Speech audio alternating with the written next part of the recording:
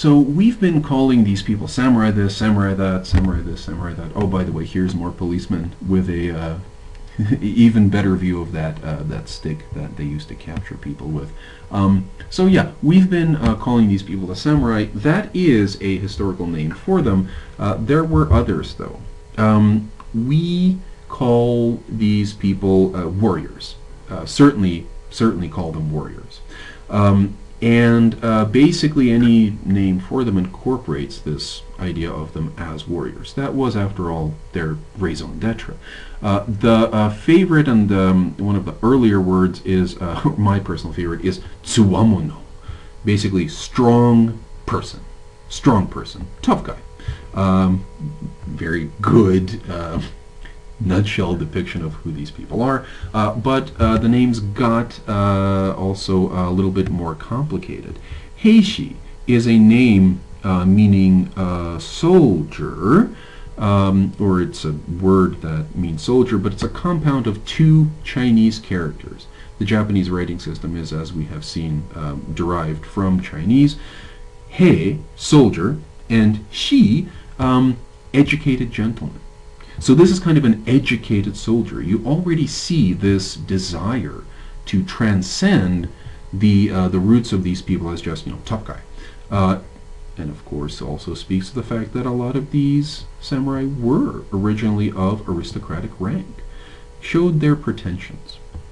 And also mononofu, or most commonly bushi, also basically somebody who is proficient in arms and is also an educated gentleman.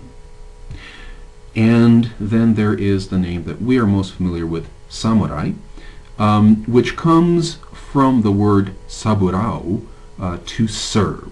Samurai were originally referred to as servants. Who were they serving? Well, once again, they were serving the aristocrats, or these monastic institutions, which basically played the same role as aristocrats. People who were beyond these samurai, these warriors, these tough guys, people who were more cultured, people who lived in a different world in some ways. So here we have saburao, and a corruption of that is samurai. Also became the name for these people. Also speaks a lot to their place in society. These people were regarded by aristocrats as jigenin. Literally, this translates to below the floor people, the people below the floor. Here is an aristocrat, here is a floor, and here are the samurai. These are very high samurai. These are samurai from the Taira clan and Taira no Kiyomori's here. Plenty more about him, taking orders from his aristocratic employer, and yet they can't even go up on the floor of his house. They were thought of as different enough to be actually different kinds of people. Below the floor people, the aristocrats are above the floor people.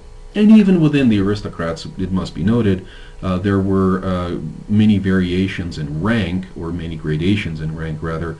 You had, I believe, ranks 1 to 11 in Japanese aristocratic society. Ranks 6 to 11, you couldn't even walk on the floor of the imperial palace. You had to be rank 5 or above.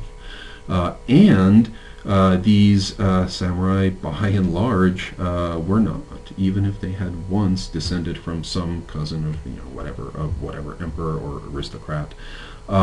They worked for the aristocrats, but they were not of the government. They were private operators, and so you as in the Japanese government, the Japanese social system, you created this group of people, the samurai.